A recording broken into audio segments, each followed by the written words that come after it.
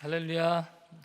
네, 제가 좀 긴장이 돼서 먼저 할렐루야 했는데요. 네, 항상 저 끝자리에서 찬양하다가 이 자리에 오게 되니까 참 두렵고 떨립니다. 저도 한 통의 전화를 받았습니다. 저도 설교하라고 하시는 그 전화를 받고요. 많은 평초원님들이 느끼셨을 그 중압감을 좀 채울할 수 있는 시간이었습니다.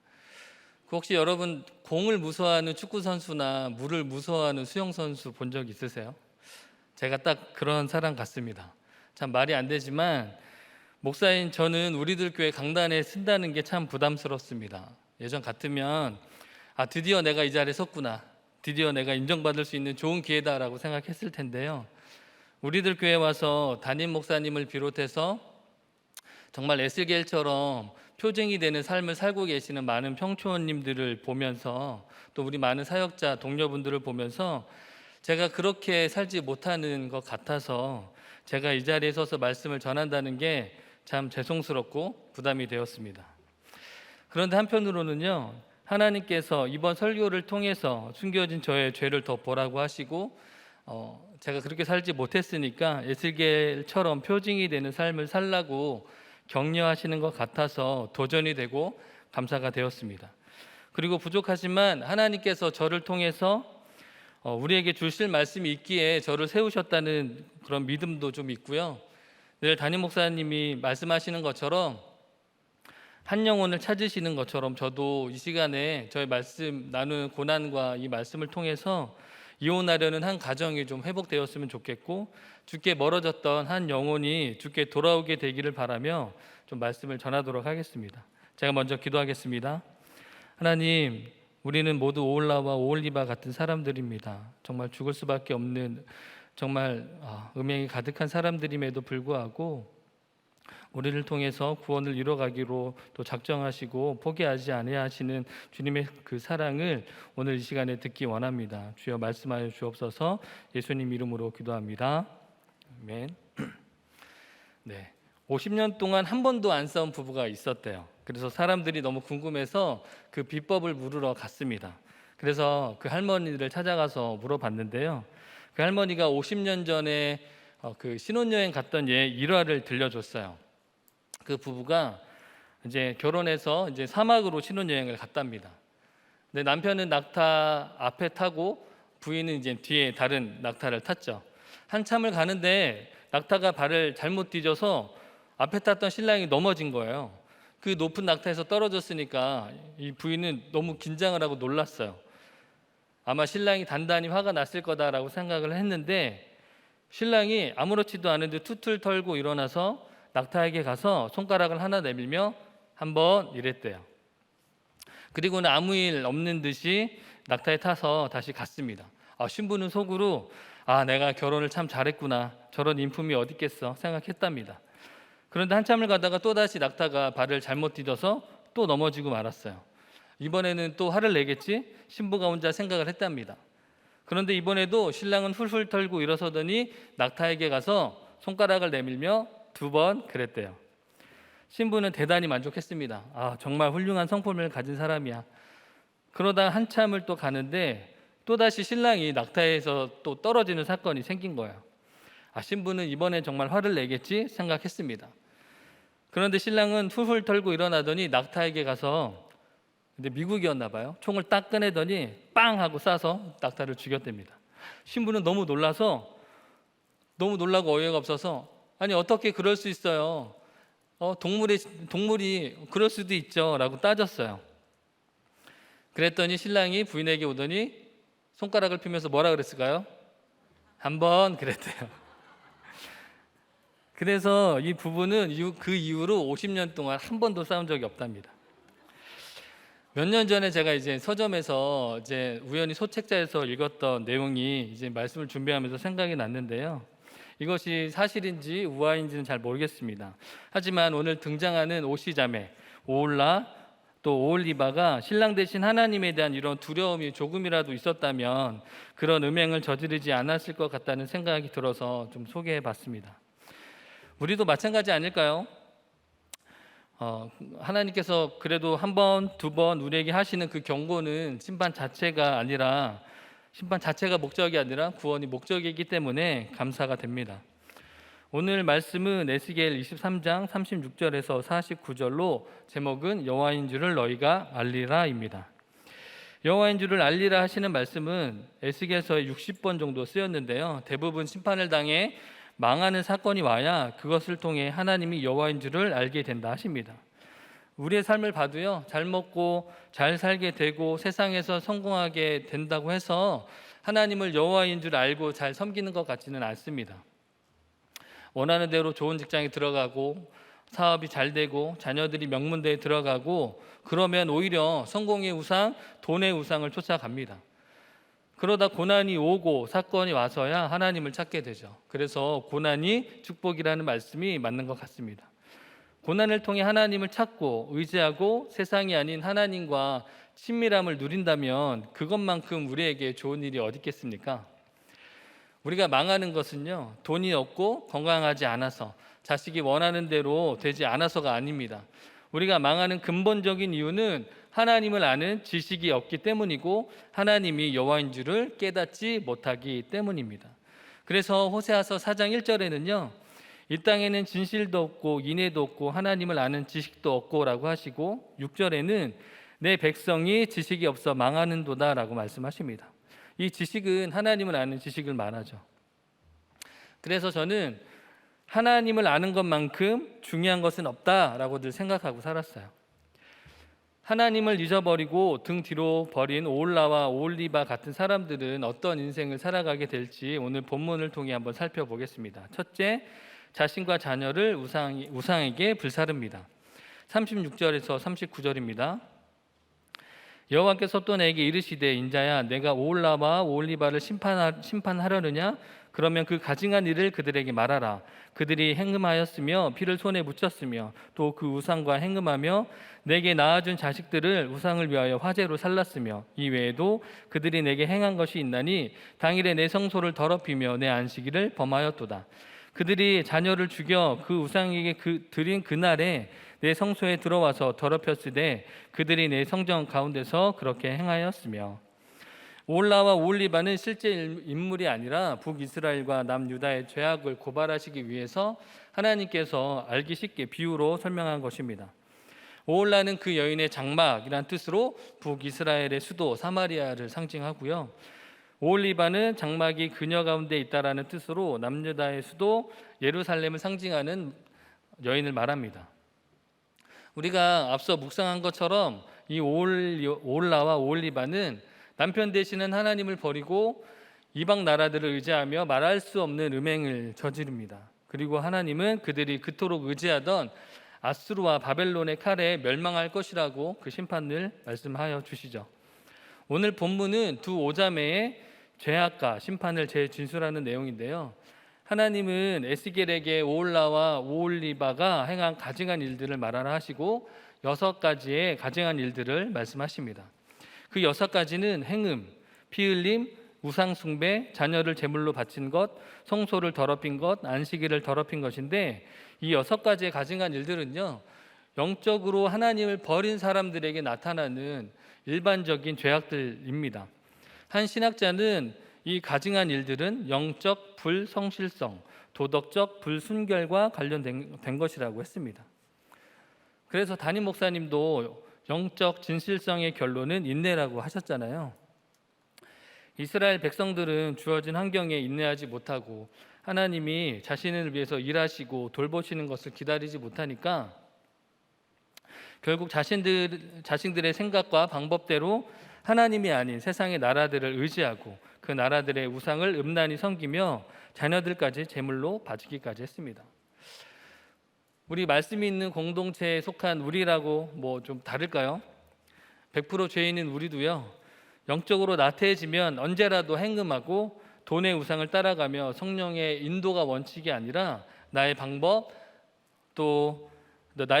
다른 사람들을 짓밟을 때가 있습니다. 예외가 없습니다. 하나님과 멀어져 있는 만큼 세상과 가까워지는 법입니다. 오홀라와 오홀리바 그들도 성소에 출입하며 예배는 드렸다고 해요. 그런데 그들은 두 마음을 품은 자들이었기 때문에 자식들을 죽여 우상에 바친 그날에도 성소에 와서 예배는 드렸습니다. 하나님이 굉장히 싫어하시는 거죠. 우리도 교회는 다니고 예배는 드리면서도 자식들을 세상 성공의 제물로 바치고 있지는 않나요? 자녀들이 교회 가서 예배 잘 드리고 매일 큐티하는 것보다 학교에서 좋은 성적 받고 사람들에게 인정받는 것이 더 좋지 않으세요? 직장도 못 구하고 결혼도 못하고 있는 자녀들이 못마땅하지는 않으세요? 그 자녀들이 교회 가서 예배 잘 드리고 공동체에 잘 붙어가는 것만으로 감사가 안 된다면 우리가 자녀들을 하나님의 자녀가 아닌 내 것으로 여기고 내 만족의 도구로 여기고 있다고 생각해야 합니다. 그리고 그런 모습을 통해서 우리 모습이 어떤지 좀 점검해 봤으면 좋겠어요. 39절에 그들이 자녀를 죽여 그 우상에 드린 그날에 내 성소에 들어와서 더럽혔을 때 그들이 내 성전 가운데서 그렇게 행음하였으며 라고 합니다. 올라와 올리바가 자녀를 바친 그날에 성소에 들어오고 하나님의 성소에서 또 그렇게 하는 것처럼 우리도 교회는 나와서 예배는 드리고 목장에 나가면서 자녀들의 믿음이 자라는 것보다 세상 성공을 강요하고 바라고 있다면 그 또한 하나님의 성소를 더럽히는 것 같습니다.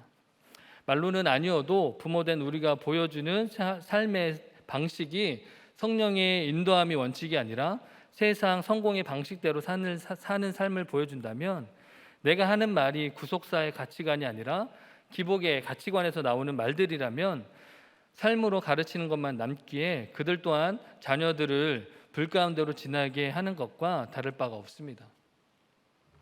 저도 이제 우리들 교회 와서 구속사의 말씀을 듣고 저의 가치관이 많이 변했구나라고 생각했었는데 얼마 전에 아직 되었담이 없구나 하는 일이 있었어요. 저희 첫째 아들이 6살인데 저희 아들이 즐겨보는 유튜브 채널에 항상 나오는 여자아이가 있어요. 그 여자아이가 오랜만에 보니까 훌쩍 커버린 거예요.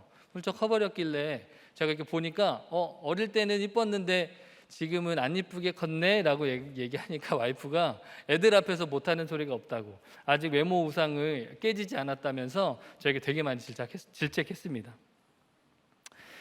네, 아직도 저는 참 그렇게 되었다함이 없고요. 또 아직 그 말을 들으니까 제가 좀 아직 많이 멀었구나, 제 외모 우상이 아직 깨지지 않았구나라는 생각이 좀 많이 들었습니다. 제가 사실 조금 스스로 좀 잘생겼다고 생각하는 게 좀 있어서요. 그래서 남들은 인정을 잘 안 해도 제가 그거가 좀 있어서 또 이렇게 우리 아들들이 좀 제가 보기엔 참 잘생겼거든요. 그래서 그런 것들이 좀 이렇게 우상이 되나 봐요. 그런 것들도 진짜 버려야 되는데, 네. 어쨌든 저의 이런 목사가 되었지만 저도 말씀대로 키운다고 생각을 하면서도 뿌리 깊은 저의 세상 가치관이 저도 모르게 불쑥불쑥 나오는 것을 보니까 또 이런 저의 말을 듣는 아이는 과연 저를 통해 무엇을 배우고 또 어떻게 살겠나 좀 걱정이 되었습니다. 적용 질문입니다. 내가 행하고 있는 가증한 일은 행음, 피 흘림, 자녀 제사, 우상 숭배, 성소를 더럽힘, 안식을 범한 것 중에 무엇인가요? 내 자녀들이 하나님이 맡겨주신 기업이라는 것이 믿어지시나요? 최근 한 주 동안 자녀들에게 한 말 중에 믿음의 말은 몇 프로, 세상적인 말은 몇 프로였나요? 네. 오늘 말씀을 묵상하면서 자녀들을 우상에게 바치는 대표적인 것이 이혼인 것 같다는 생각이 들었습니다. 저도 이혼 가정의 자녀인데요. 저희 입장에서 생각해 보면 부모님들이 이혼을 한다는 것은 자녀들의 입장에서는 자신들의 유익을 위해 자녀들을 우상의 제물로 드리는 것과 별 다를 게 없어 보입니다. 저희 부모님도 제가 고등학교 때 이혼을 하셨는데요.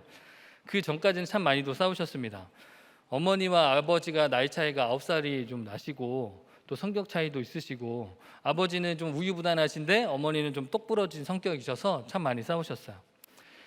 어느 날은 집에 들어가니까 TV가 이제 베란다에 던져져 있고, 그때 TV는 이제 브라운관 TV잖아요.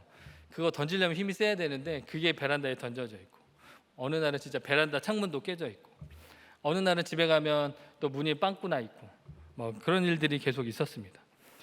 어머니가 그때는 저희 어머니도 저희를 좀 일찍 낳으셔서 제가 고등학교 때 돼도 지금 저보다 젊으신 거거든요. 그러니까 혈기가 왕성하셔서 아버지랑 싸우시는데 이게 매맞는 아내 이런 게 아니고요. 그냥 동등하게 싸우시는 모습을 많이 봤습니다. 그래서 지지 않고 동등하게 싸우셨던 기억도 있습니다. 그때 기억에 부모님이 안 싸우고 그냥 지나간 날이 정말 365일 중에 손가락에 꼽을 정도로 참 많이 싸우셨어요. 늘 뭐 치고받고 싸우시는 건 아니지만 항상 서로 비난하고 싸우고 언성 높이는 게 굉장히 많았죠. 싸우는 것들도 자녀들에게 참 안 좋지만 정말 안 좋은 것 중에 하나는요, 부모님들이 자녀들 앞에서 부모님들 상대방을, 엄마 아빠를 비난하는 것인데, 저희 부모님이 이것들 참 많이 하셨어요. 저희들 앞에서 너희 아빠는, 니네 아빠라고 그러죠. 니네 아빠는 막 그러면서, 니네 엄마는 그러면서 항상 많이 비난하셨습니다. 늘 싸우시는 부모님과 불안한 가정 환경 탓에 저희 누나는요, 중학교 때부터 방황하기 시작해서 고등학교 때 자퇴를 하고 19 나이에 혼전 임신도 했습니다. 저는 어릴 적 밝고 말도 많던 아이였는데 점차 말수도 없어지고 내성적으로 변했습니다. 그나마 누나가 외향적이라서 나가서 사고도 많이 치고 또 상처도 많이 드러냈지만, 저는 저의 상처를 가슴에 꾹꾹 좀 담아두는 스타일이었거든요. 그러다 보니까 사람들과 마음을 잘 나누지도 못하고 혼자 있는 것이 편하고 좀 조용한 사람이 된 것 같습니다. 저와 같은 이혼 가정의 자녀들은 여러 가지 문제를 겪는다고 합니다. 청소년 사이버 상담센터 홈페이지에 이런 자료들이 있길래 정리해봤습니다. 첫째로, 자신들 때문에 이혼했다고 생각하는 죄책감이 들게 되고, 둘째로, 화를 잘 내고 불복종과 공격적인 행동을 보이면서 적응에 문제가 생긴다고 합니다. 셋째, 상실감과 무력감, 의기소침 등의 우울과 불안이 생기고, 넷째, 부모님의 재결합에 대한 환상을 갖게 됩니다. 다섯째, 환경의 변화에 대한 부적응. 여섯째, 학교에서 집중을 못하고 멍하니 있는 등 우울증과 같은 학업과 행동에 문제가 생기고, 일곱 번째, 자신이 버림받았고 또 버림받을 수 있다는 집착과 두려움이 생기는 유기공포. 여덟 번째, 자신에게 생긴 두 개의 분리된 가정으로 생기는 충성심 갈등. 아홉 번째, 애도의 가정. 이 애도의 가정은 부모님의 이혼은 자녀들에게 부모가 죽을 때 갖는 느낌과 동일한 그런 감정을 갖게 한다고 해요. 차이는 살아있는 부모지만 자녀들에게 상대방을 이제 못 만나게 하는 거죠. 그 부모를 못 만나게 하는 것이라고 합니다. 마지막으로 정체성의 교육의 부족입니다. 이혼한 가정의 자녀들은 그들의 친부모로부터 성교육을 충분히 받지 못하기 때문에 10대 때 올바른 이성교제가 잘 안 된다고 합니다. 어떤 기사에는 이혼한 가정의 자녀들이 이혼하지 않은 가정이나 부모가 일찍 죽은 가정에 비해 10대 출산율이 더 높다고 합니다. 저희 가정만 봐도 그런 것 같아요. 자료를 보면서 저도 이혼 자녀의 가정의 자녀로서 위의 문제들이 다는 아니지만 많은 부분 저에게 해당이 되고, 지금도 그런 문제가 저의 삶에 영향을 미치는구나 알 수 있었습니다.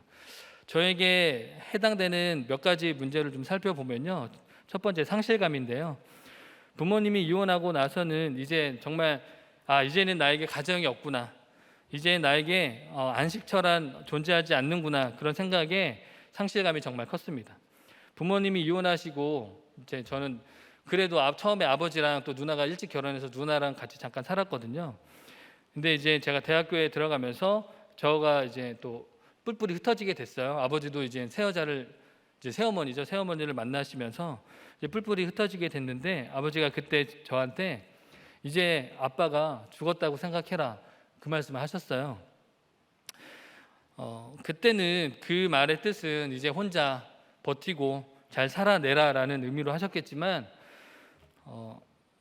아까 말씀드린 것처럼 어머니는 다른 남자에게 가시고, 어머니 외도하셨거든요. 어머니는 다른 남자에게 가시고, 누나도 가정을 이루고, 아버지도 다른 분을 만나서 재혼한 상태에서 저에게 하신 그 말은 굉장히 큰 상처가 되었습니다.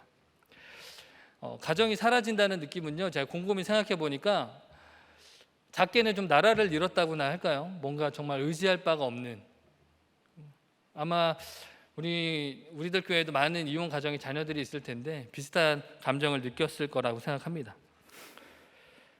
그리고 유기공포.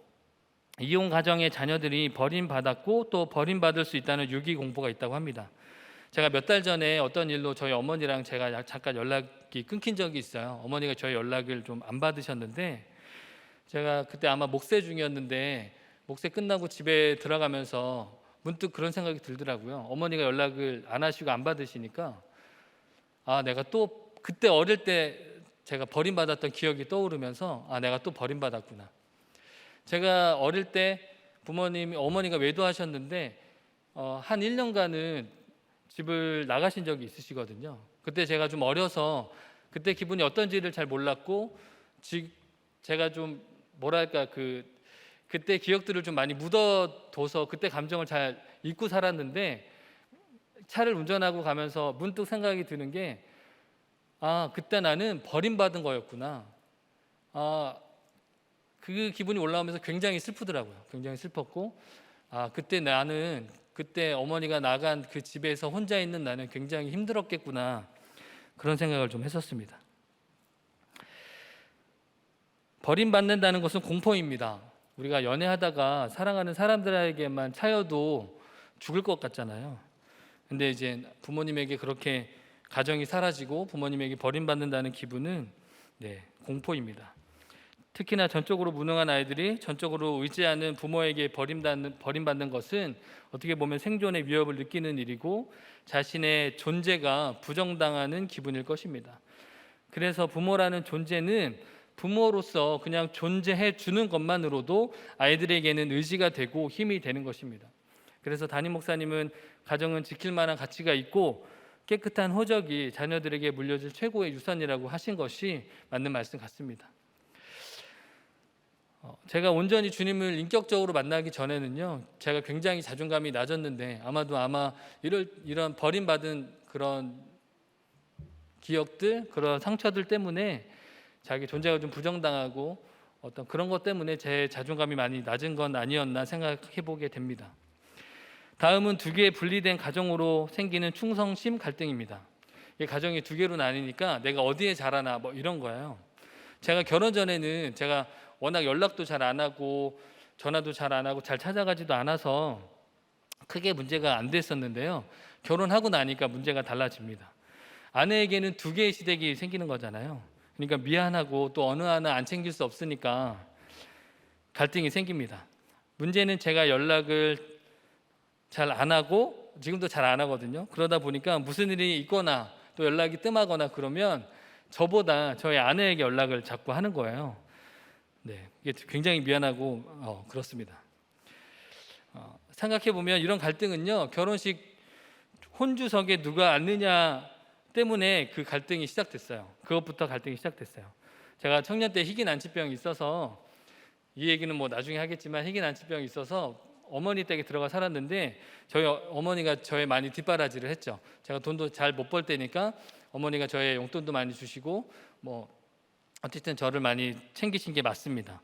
근데 그게 이제 결혼 때 생색이 나셔서 내 아버지는 그동안 해준 게 뭐가 있냐며, 그 자리, 그 혼주석에는 어머니와 새 아버지가 꼭 앉으셔야겠다고 해서 그렇게 앉으셨습니다. 아버지는 결혼식장 근처에도 못 와보시고 어머니와 새아버지가 혼주석에 앉고 결혼식을 했죠. 아버지가 대전에 계셨는데, 그래서 대전에 가서 다시 한번 결혼식을 해야 되나 그런 생각도 했었습니다. 그러다 보니 청첩장을 만들 때도 문제가 생기는데요. 새아버지와 제가 성이 다르니까 이게 처음에 저는 괜찮은데 처가댁에 문제가 좀 생기더라고요. 그래서 장모님과 와이프가 좀 갈등이 있었다고 합니다. 사실 이런 문제들 때문에 이혼 가정들의 자녀들이 결혼하는 게 쉽지 않습니다. 저도 아마 하나님의 도우심이 없었다면 결혼할 수 없었을 것 같아요. 여러분, 두 개의 시댁을 갖는다면 어떠세요? 고개 절레절레 하시는데, 이런 문제들을 보면요, 이혼은 정말 부모 자신들의 행복을 위해 자신들을 우상의 제물로 불태우는 거 맞는 것 같습니다. 문제는 23장 11절에 그 아우 오홀리바가 이것을 보고도 그 형보다 음욕을 더하며 라고 하시는데, 문제는 오홀라가 하나님을 떠나고 악한 행실로 심판을 받았잖아요. 근데 그것을 오홀리바가 보고도 깨닫지 못하고 악한 행실을 그대로 따라하는 것처럼 부모의 이혼이 자녀들에게도 그대로 대물림 된다는 것입니다. 아까 말씀드린 것처럼 저희 누나가 일찍 결혼했거든요. 저희 누나가 이렇게 부모님이 그렇게 싸우시고 이혼의 상처가 또 많고 힘든 인생을 살았음에도 누나도 이혼했습니다. 혼전 임신으로 19살의 첫째 딸을 낳고 결혼해서 둘째도 낳았지만 매형의 폭력과 또 불화로 결국 누나도 이혼을 선택했습니다. 당시 누나도 공동체가 없었고 부모님도 이혼했으니 또 말려줄 사람도 없었고 울타리가 되어줄 사람도 없었습니다. 오죽하면 이혼했겠나 생각도 들지만 우리 가정에 우리들 공동체처럼 어느 하나 이혼이 죄이고 결혼의 목적이 행복이라고 결혼의 목적이 행복이 아니라고 거룩이라고 또 가정은 지킬 만한 가치가 있다고 이런 말씀을 전해줄 사람이 없었고 가족 중에 누구 하나 말씀이 들려서 중심을 잡는 사람이 없었다는 게 가슴이 아프고 많이 아쉽습니다. 우리들 교회 와서 이혼이 죄라는 말씀을 들으면서 내가 부모님의 이혼을 강요한 죄인이구나 깨달아져서 많이 회개가 되었습니다. 오늘 말씀을 준비하면서 생각해 보니까 누나가 이혼을 할 때도 어떠한 위로도 못한 것이 미안하고 그 또한 어쩔 수 없는 이혼이라며 합리화하면서 말리지 못한 것이 많이 회개가 되고 무엇보다 조카들에게 미안한 생각이 듭니다. 조카들이 어릴 때부터 누나가 혼자 어렵게 키웠거든요. 그래서 마음의 상처가 큽니다. 한부모 가정 밑에서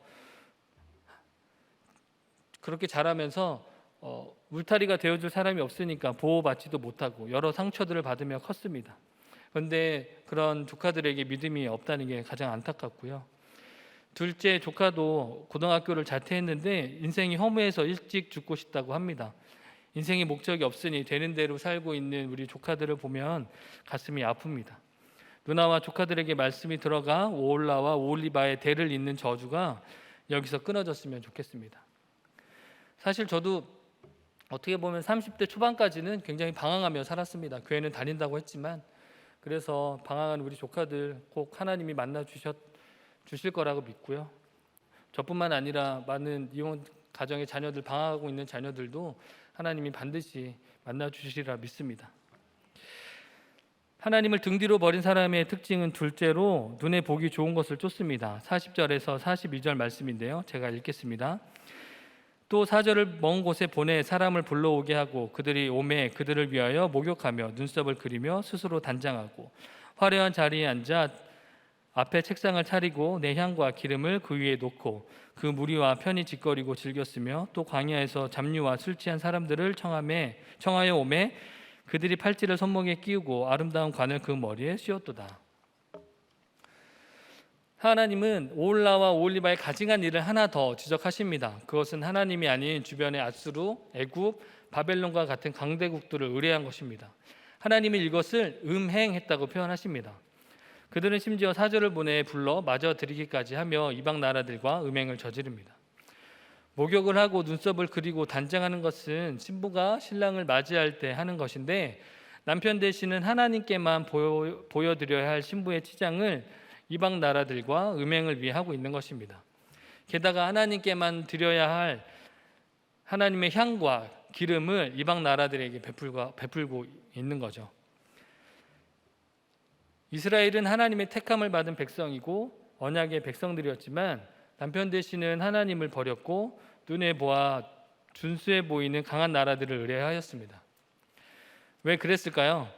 이스라엘을 향한 부르심의 목적은 거룩한 제사장 나라를 삼으시는 것인데 그들의 목적은 단지 눈에 보이는 잘 먹고 잘 사는 성공에 있었기 때문입니다. 눈에 보이지 않는 하나님의 약속은 실감이 나지 않고 당장 먹고 사는 문제는 크게 도움이 되지 않으니 눈에 보이는 자신들보다 거대한 강대국을 의지하는 것이 자신들의 안전을 지키고 평강을 누리는 길이라 생각했습니다. 우리도 마찬가지로 눈에 보이는 것들에 많이 좌지우지 되는 경우가 많습니다. 그래서 눈에 보기 좋은 것들을 취하려고 하죠. 그리고 그것이 자신의 안위를 지켜줄 것이라 믿습니다. 학벌, 돈, 직장, 건강, 아파트 모두 크고 좋아야 합니다. 그래야 결혼도 잘하고 행복하리라 생각합니다. 그런데 이런 것들은 우리의 사명을 이루는 도구에 지나지 않습니다. 이 말을 참 좋아하는데요. 도구가 목적이 될 때 우상 숭배가 되는 것입니다. 우리의 인생의 목적은 거룩입니다. 레위기에 내가 거룩하니 너희도 거룩할지어다 하십니다. 그런데 우리의 인생의 목적이 행복이고 잘 먹고 잘 사는 것이니 당장 나를 도와줄 것 같은 세상 사람들과 권력과 돈 앞에 잘 보이기 위해 치장을 하며 신랑이신 하나님께 드려야 할 시간과 물질과 헌신을 그들에게 바치는 것입니다. 그것이 곧 음행이고 하나님이 싫어하시는 것입니다. 이런 말씀 드리면 싫어하실 수도 있는데요, 하나님은 우리가 잘 먹고 잘 사는 것에 관심이 없으십니다. 단지 우리의 구원에 관심이 있으세요. 그래서 담임 목사님은 돈 없고 집 없어 병들어 집에서 내쫓기고 행렬병자가 된다 하더라도 내가 예수 믿으면 이제 남는 것이 있는 것이라고 하셨습니다. 거지 나사로에게는 의인이라는 칭호가 붙었고 거지 바디메오에게는 이름이 없지만 거지를 먹여준 부자들은 이름이 없다고 하시고 인생 별것 없고 참 짧기에 남겨진 것을 봐야 한다고 하십니다. 그런데 예수 믿어도 잘된 것이 뭐가 있느냐 하면서 구원받는 자체로 감사가 안 되고 하나님만이 상급이 안 되면 눈에 보기 좋은 것만 구하게 되고 결국 하나님을 등 뒤로 버리게 될 뿐입니다. 그래서 안목의 정욕, 이생의 자랑은 죄입니다. 다윗처럼 고난이 와도 내 죄를 깨닫고 하나님과 친밀함을 누리면 우리의 눈이 항상 하나님을 바라보는 환경이라면 어떠한 환경이라도 그것이 최고의 환경이라 믿었으면 좋겠습니다. 제가 살면서 가장 잘한 것 중에 하나가 결혼입니다. 이렇게 얘기하면 너무 자랑 같아서 그렇지만요. 저희 결혼 스토리 잠깐 말씀드리면 제가 목사가 되겠다고 서원한 것을 미루고 많이 도망 다녔거든요. 그러다가 하나님과 약속을 지키겠다고 처음 간 교회가 저희 와이프가 중고등부 선생님으로 사역하고 있는 교회였어요. 제가 그곳에 중고등부 전도사로 갔거든요. 그것도 다 하나님의 인도하심이었다고 믿습니다. 아내는 그때 고등학교 졸업 때부터 그때까지 13년 동안 만난 남자친구가 있었는데요, 그 남자친구의 스펙이 참 대단합니다. 강남에 살고 있었고 서울대 박사과정이었고 이제 곧 대기업의 억대 연봉을 받고 갈 준비하고 있었거든요. 또 무엇보다 중요한 것은 아내에게 너무 잘하는 거예요. 한 번도 싸워본 적이 없대요. 한 번도 싸워본 적이 없을 정도로 젠틀맨이었다는 거죠. 공감도 잘하고 말도 잘 통하고. 그런데 걸리는 것은 딱 하나, 믿음이었대요. 다 좋은데 자기 교회 가는 거 좋아해주고 다 좋아해주고 응원해주는데 정작 남자친구는 교회를 안 나갔습니다. 그러면서 결혼할 나이가 되고 또 각자 집에서 결혼 이야기가 나오는데 남자친구 믿음 없는 게 딱 걸렸습니다. 그러다 남자친구 어머니를 만났는데요, 우리 와이프를 좀 강신도 취급하면서 자신의 내 아들은 교회 데려갈 생각하지 마라고 얘기하는데 그때 자신이 꿈꾸던 믿음의 가정에 그게 산산조각 나는 소리가 머리에서 들리더라고 하더라고요. 들렸다고 해요. 그 이후 남자친구를 만나서 울고 이야기해도 왜 우는지 설명할 수도 없고 남자친구도 아내가 우는 이유를 공감도 못하고 목사님 말씀처럼 영과 육의 대화를 하니까 통하지 않더라고 합니다. 그런 시간들을 보내고 있을 때 제가 짠하고 나타난 거죠. 네. 그러다 여차저차 해서 좀 얘기하면 좀 긴데 제가 이제 남자친구가 있으니까 좀 상담하기가 편하더라고요. 남자친구가 없으면 저도 결혼을 안 했으니까 좀 부담스러울 텐데 막 상담을 하면서 제가 서원한 거를 지키러 갔으니까 저도 그런 얘기를 했어요. 서원한 거 꼭 지키셔야 된다. 저는 무슨 선교사 이런 쪽으로 서원한 것 같아서 서원한 걸 지키시면 그쪽 남자도 하나님이 다 이렇게 하실 거고 서원한 걸 지켜라 상담을 하다가 제가 점점 이제 헤어지게 하고 그랬죠. 네. 그래서 꼭 저 때문에 헤어진 거는 아니고요. 믿음 때문에. 네. 믿음 때문에. 그래서 여차저차 해서 아내는 전 남자친구와 헤어지게 되고 이제 저와 교제한 지 6개월 만에 남자친구와는 정반대인 스펙의 저와 결혼하게 됩니다. 저의 상황은 말씀드린 것처럼 부모님 이혼, 또 그때 당시 좀 제가 빚이 있어서 빚 갖고 있는 가난한 전도사, 학벌은 아직 대졸, 또 나중에 고백했지만 제가 IQ 2자리라고 그랬잖아요. IQ 2자리. 그리고 또 희귀 난치병, 하나 내세울 것 없고 가진 것 없는 사람이었습니다. 여러분 같으면 저 같은 청년한테 귀한 딸을 주시겠어요? 네, 할렐루야. 하나님의 큰 복으로, 예. 할렐루야. 그런데 아내는 결혼 조건은 딱 두 가지였다고 해요. 저의 믿음하고 제가 찬양하는 목소리. 아, 듣고 싶으시죠? 네. 설교 때, 예, 찬양 그 예배 때 많이 들으셨으면 좋겠어요. 사실은 뭐 그래서라기보다 그냥 또 이렇게 호불호가 있으니까 아내가 또 그렇게 하나님 좋게 듣게 하신 거겠죠. 제가 그때 이제 찬양 인도를 하고 있었는데 아까 말씀드린 것처럼 목소리가 또 듣기 좋았던 모양이고, 또 아내 말로는 살면서 이렇게 믿음과 삶이 일치하도록 노력하는 사람이 없었다고. 제가 처음 원고에는 믿음과 삶이 일치하는 사람이 없었다라고 했더니 고치래요. 믿음과 삶이 일치하도록 노력하는 사람이 본 적이 없다. 네. 우리들께 와서 많이 겸손해졌습니다. 그래서 또 아마도 이제 그런 주님의 마음, 주님께서 아내의 마음을 너그럽게 한 것이 아닌가 생각합니다. 어쨌든 아내의 결혼의 기준은 외적인 것에 있지 않고 믿음에 있었기 때문에 제가 결혼할 수 있었던 것 같습니다. 사실 저는 아내에게 저희 상황들, 병이라든지 또 부모님의 이혼, 또 그때 이제 부모님이 이단교회 다니고 계셔서 이런 이야기들을 좀 숨김없이 얘기해라, 부모님에게 얘기해라 했거든요. 그래서 아내도 이렇게 그런 얘기들을 장모님한테 말씀을 드렸는데 말씀을 드리면서도 이 결혼 참 쉽지 않겠다 이렇게 생각을 했대요.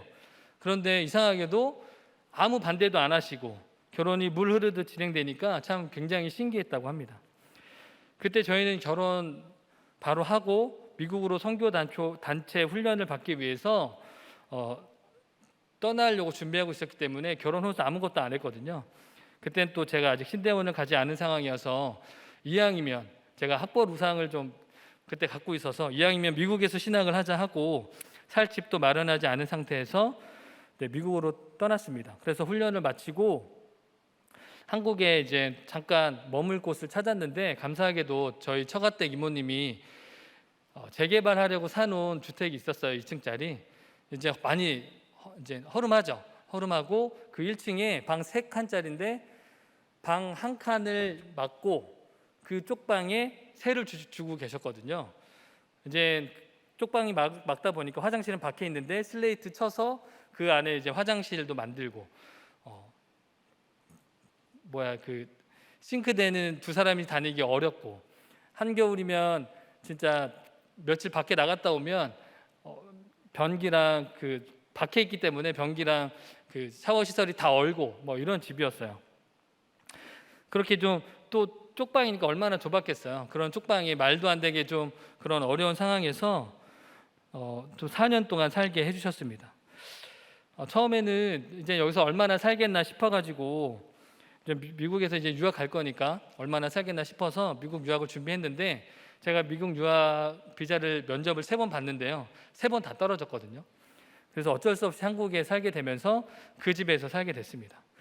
그곳에서 4년을 살았는데 너무 감사한 것은 아까 말씀드린 것처럼 좁고 겨울이면 우풍도 심하고 뭐 어떤 그런 열악한 환경인데 아내나 저나 어떤 불평도 없이 잘 살았다는 것입니다.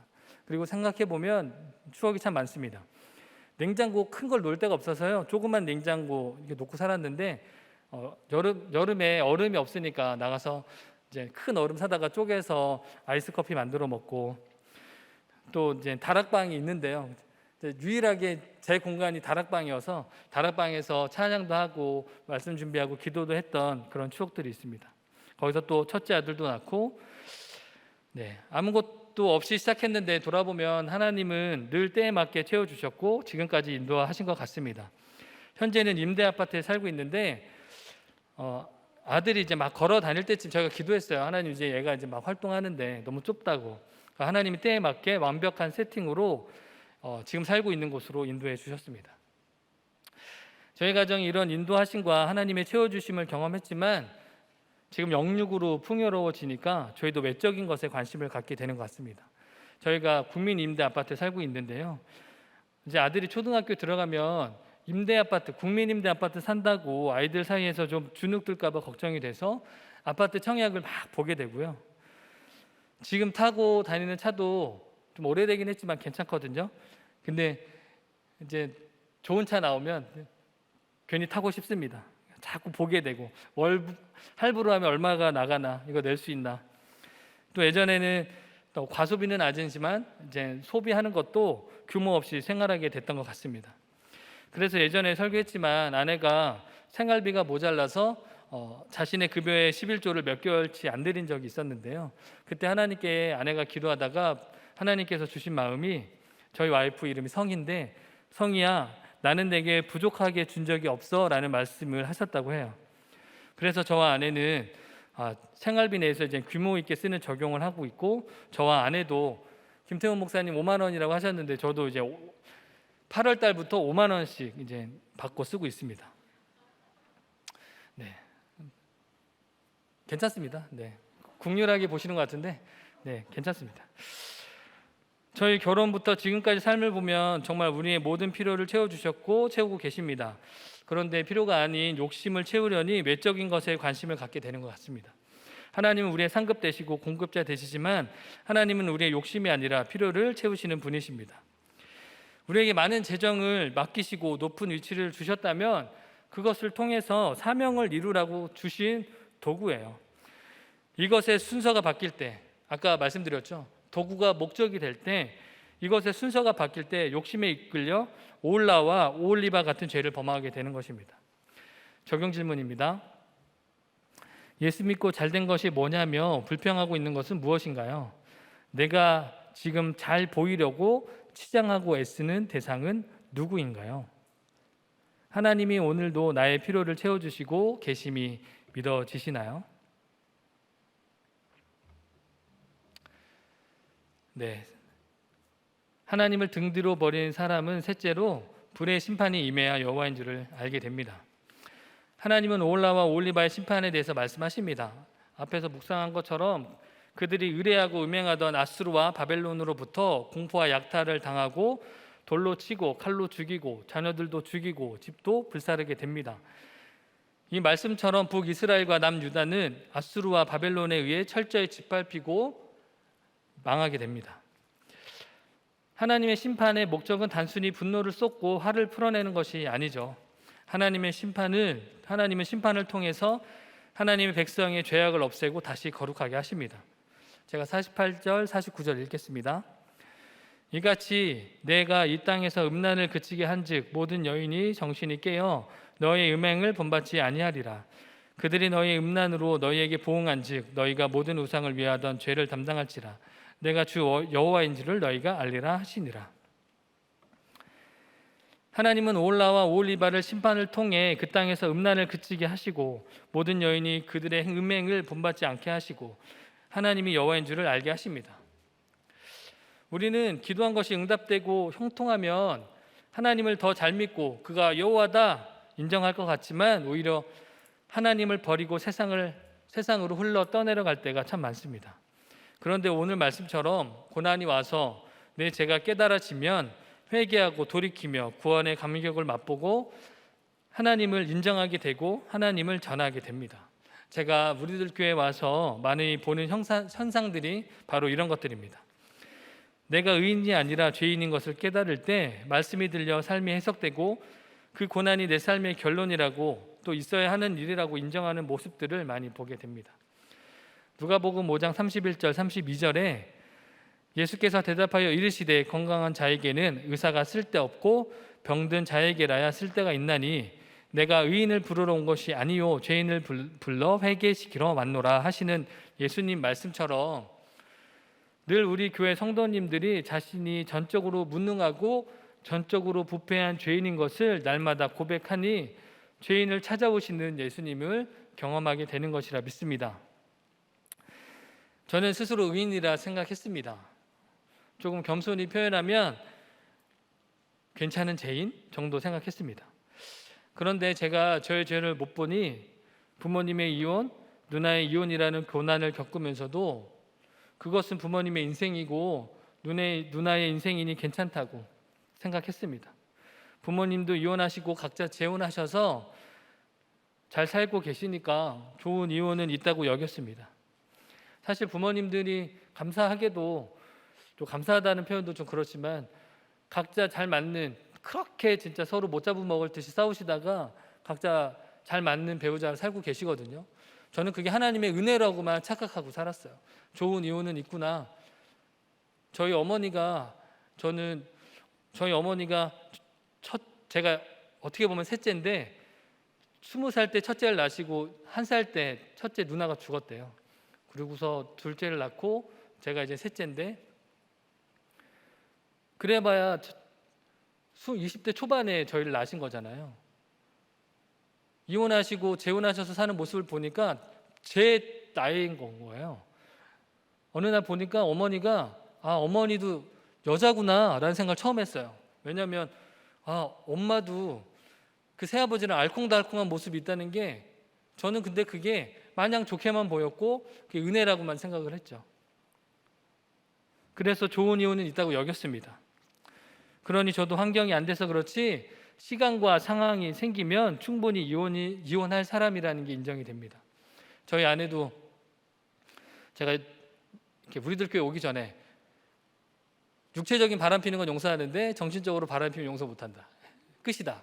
이게 이제 우리들 교회 오기 전에, 목사 아내지만 다들 그렇게 생각하는 거예요. 저도 이혼 가정의 자녀로 이혼하면 슬프다는 건 알고 있지만 제가 경험한 게 최고의 무게가 이혼일 수도 있었겠구나 생각이 듭니다.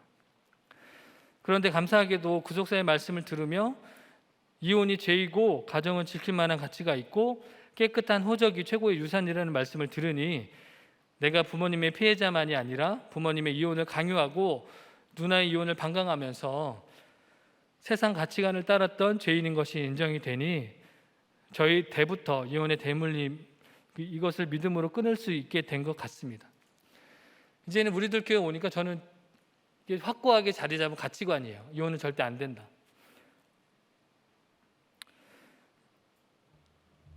여러분한테도 드리고 싶은 말씀이 이겁니다. 여러분, 좋은 이혼이란 없습니다. 이혼을 생각하는 여러분들 계시면 접었으면 좋겠습니다. 저도 어느 날 아내가 부모님이 이혼 안 하셨으면 어떻겠냐고 물어본 적이 있는데요. 인간적인 마음으로 생각해 보니까 부모님이 이혼하시고 맨날 그렇게 싸운다면 끔찍했을 것 같아요. 과연 내가 견딜 수 있을까 하는 마음이 있었습니다. 그런데 그때는 우리들 교회 같은 공동체가 없어서 그랬지만, 만약 우리들 교회 같은 공동체가 그때 있었더라면 부모님도 각자 목장에서 나누고 매일 큐티하며 자기 죄를 보고 저희 누나도 공동체에서 나누고 위로받고 갔다면 이혼하지 않고 잘 살았을 것 같다는 생각이 있습니다. 사실 저희 가정보다 힘들고 어려운 가정들 우리들 교회 너무 많잖아요.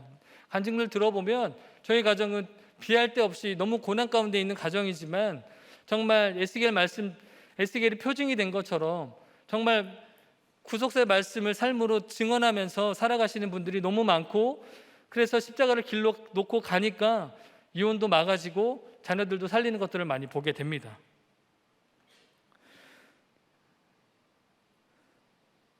혹시 여기 이미 이혼한 분들도 계시다면 다윗이 나단을 질책했을 때 하나님 앞에 회개한 것처럼 오늘 말씀에 내 욕심대로 행한 일을 회개하시고 회파된 가정과 자녀를 회복시키는 기도를 하셨으면 좋겠어요.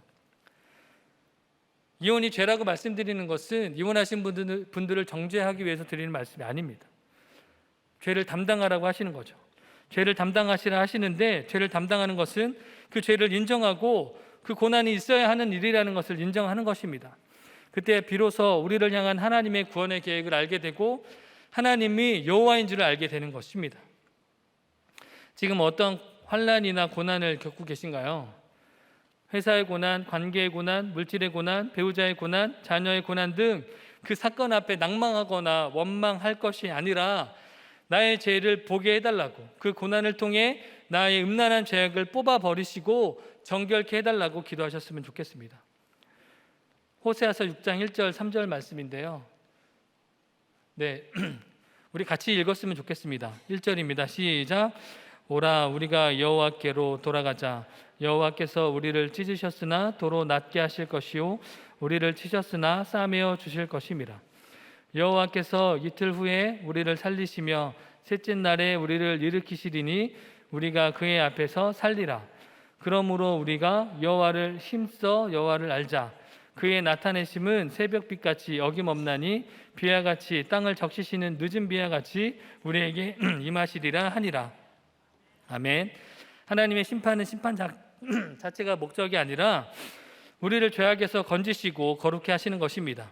그래서 찢으시지만 낫게 하시고 치시지만 싸매어 주십니다. 그것이 우리를 향한 사랑이십니다.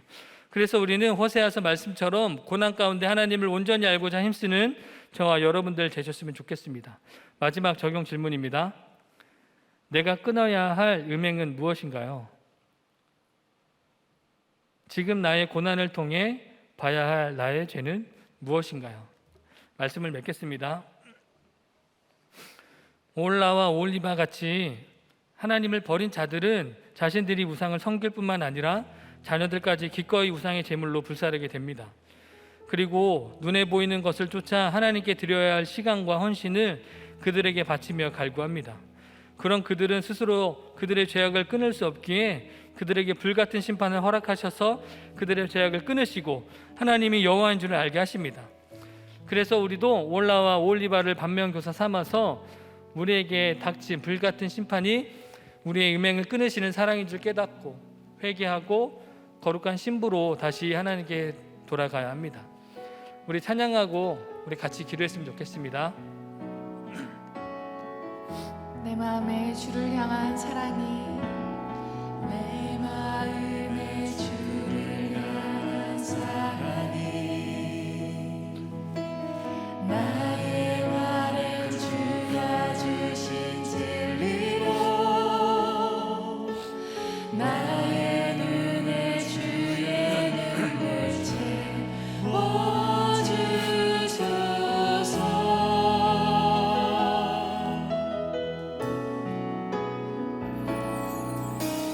내 입술에 찬양의 향기가 두 손에는 주를 닮은 섬김이 나의 삶에 주의 은총하게 하소서. 하나님의 사랑이 하나님의 사랑이 영원히 함께하리. 십자가의 일을 얻는 자에게 순교자의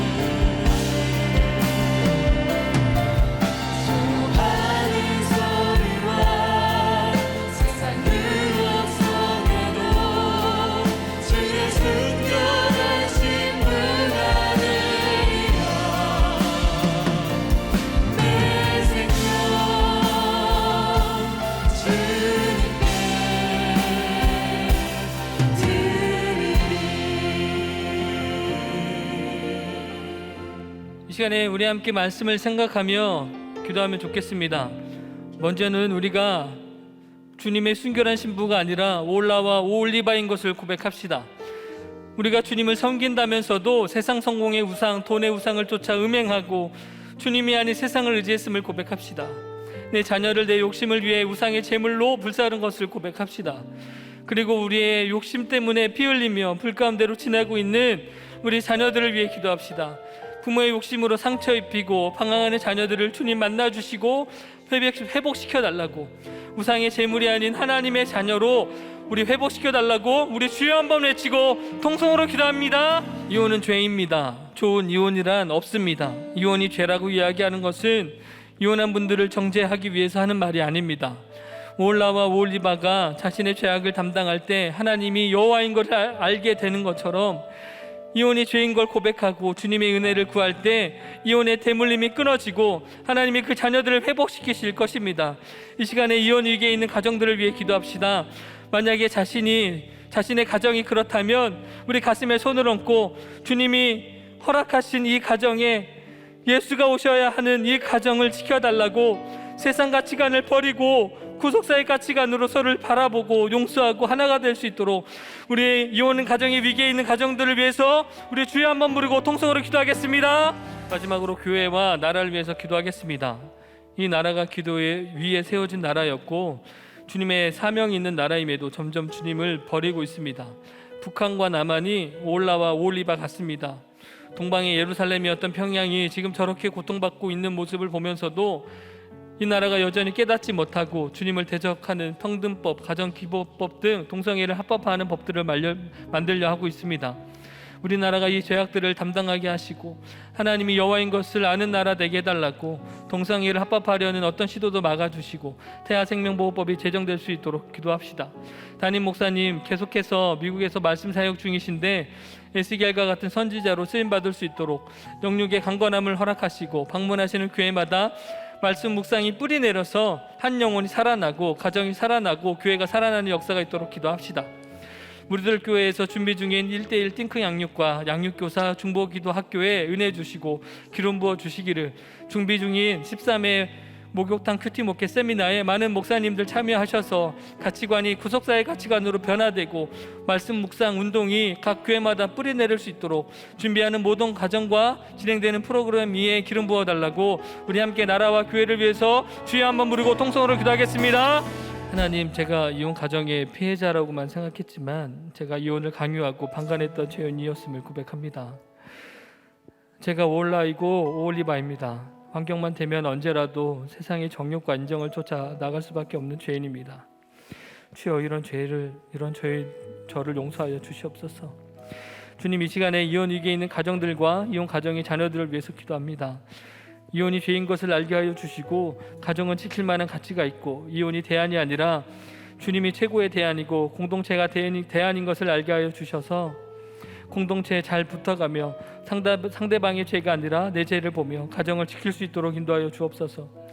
그럼에도 어쩔 수 없는 선택으로 이혼한 가정들과 그 자녀들이 있습니다. 주님, 그들의 상실한 마음을 위로하여 주시고 주님이 참 남편, 참 아버지가 되어 주셔서 그들의 삶을 주님의 선한 길로 인도하여 주시옵소서. 주님, 담임 목사님의 미국 사역이 계속되고 있습니다. 지치지 않도록 새 힘을 허락하여 주시고 성령을 기름 붓듯 부어 주셔서 말씀 선포하실 때마다 한 영혼이 살아나고 한 가정이 살아나고 교회가 살아나는 역사가 있게 하여 주시옵소서. 우리들 교회에서 준비 중인 1:1 양육과 양육교사 중보기도 학교 모든 양육에 은혜 더하여 주시고 양육자나 동반자 강사 모든 분들에게 성령의 기름을 부어 주시고 준비하는 모든 과정을 인도하여 주옵소서. 13회 목욕탕 큐티 목회자 세미나가 준비 중에 있습니다. 많은 목회자분들 참여하시도록 환경과 여건을 허락하여 주시고 큐티 목회가 각 교회마다 뿌리 내리는 귀한 시간 될 수 있도록 도와주시옵소서. 인권을 우상 삼아 만들려는 평등법, 가정기본법 등의 모든 시도를 막아주시고 인권이 신권 아래 있어야 진정한 인권이 세워진다는 것을 깨닫게 하여 주옵시고 태아생명보호법이 제정되게 하여 주옵소서. 코로나로 아직 힘든 이 나라 지켜주시옵고 먼 이국 땅에서 복음을 위해 헌신하시는 모든 선교사님들의 건강과 가정을 지켜보아여 주옵소서.